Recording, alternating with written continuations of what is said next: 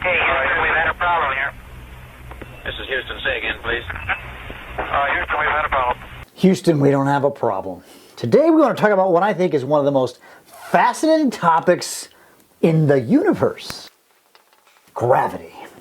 Now what I want you to do, at least my students, is I want you to take a moment and answer the pre-video question. Now we want to watch a video that I helped create with the guys at TED.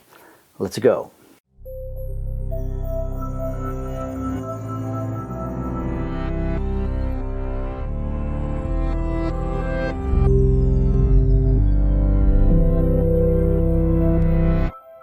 So what is gravity?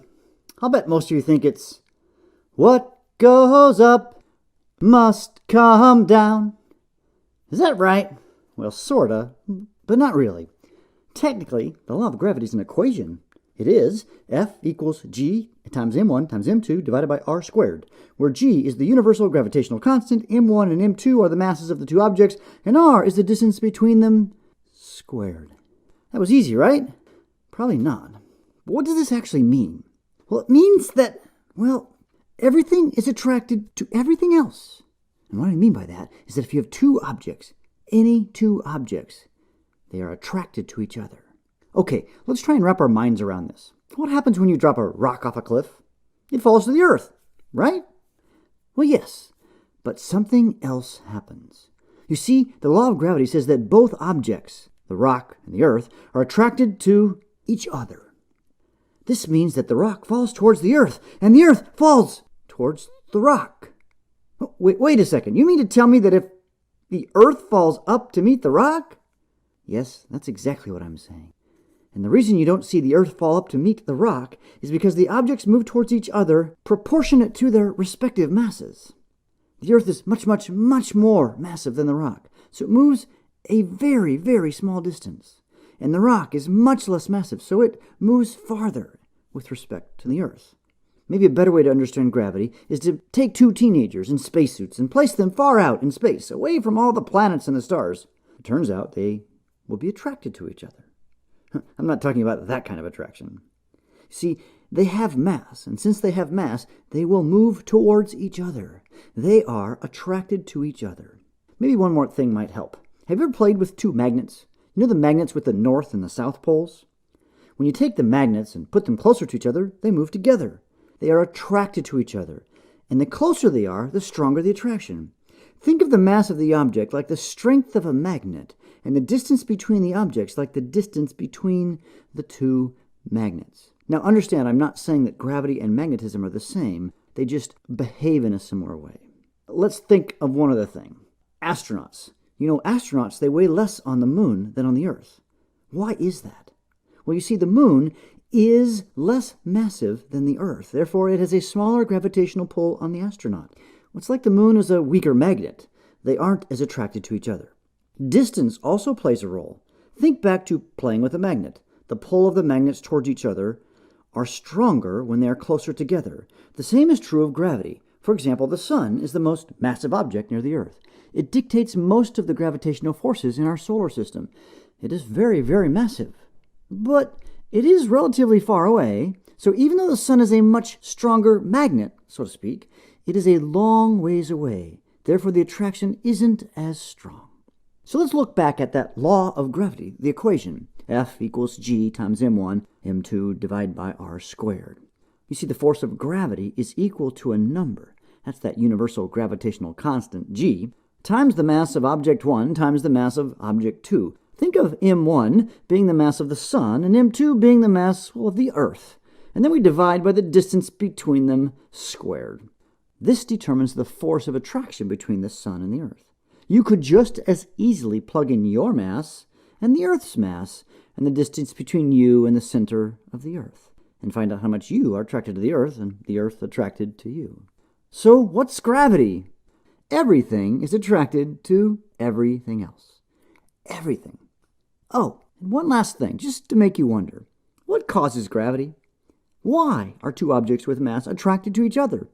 Well, the answer is, we don't know. The cause of gravity remains a mystery to scientists. We don't really know conclusively what causes gravity. It is one of the great mysteries of science.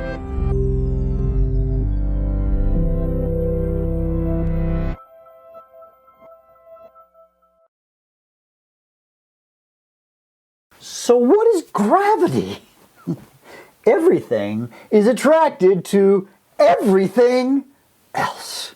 Crazy idea that Isaac Newton came up with, right? The classic story is that as the apple was falling from the tree, and he began to think, something must be pulling this down. There must be some force pulling it down. And now, of course, we know what gravity is. We've come to understand gravity, though, as that equation. This equation is important in our class, so let's jot that down. The force of gravity is equal to g, that's the universal gravitational constant, times mass 1 times mass 2 over r squared, where g is the universal gravitational constant. Now, that's an actual number. It's 6.67 times 10 to the minus 11th. And the units, I forget. But it's going to have kilograms and meters and seconds in it. So make sure you use the appropriate set of units. The masses will be the masses in kilograms. Make sure that these are in kilograms when you're doing any kind of conversions. And the radius, so that from the center of the Earth, or the center of the Sun, of the orbit, if you will, is going to need to be in meters when you're doing the problems. Now, this leads us to something very interesting. Well, is this where I go to? Gravity, as it turns out, is considered one of the fundamental forces of the universe. It's been a quest by scientists, like forever, to figure out what's the universe all about. And they've actually come up with 4 fundamental forces, gravity being one of them, and actually being the weakest of the forces. There are other forces. There's one called electromagnetism.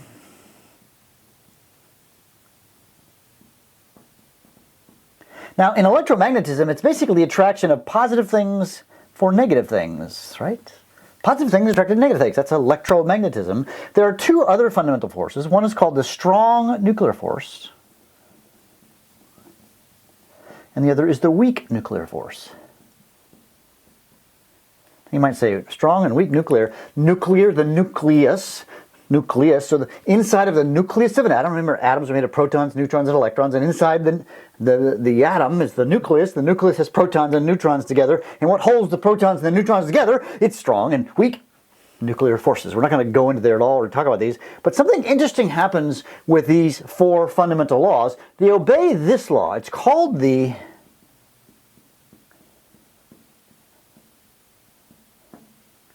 inverse square law. Now, the inverse square law says that the force is proportional to the inverse square of the distance. Notice this.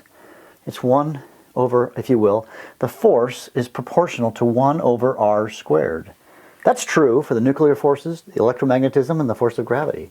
Now, think about that for a moment. The further you get away, the lower the force, because if r is bigger, then it's further away. But it's not just bigger, it's r squared. So if you double the distance, the force goes down by a factor of 4. If you triple it by a factor of 9, you get the idea. Turns out other things obey the inverse square law, not just the 4 fundamental forces, but light does this.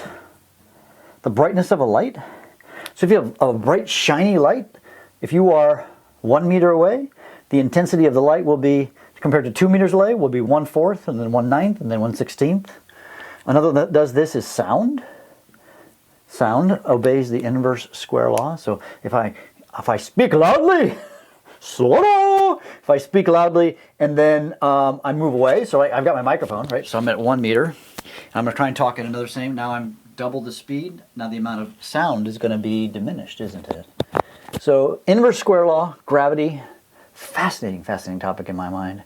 And in this unit, we're going to talk about gravity and circular motion, how things orbit around the universe. It's fascinating stuff. There's some math. It's not so hard.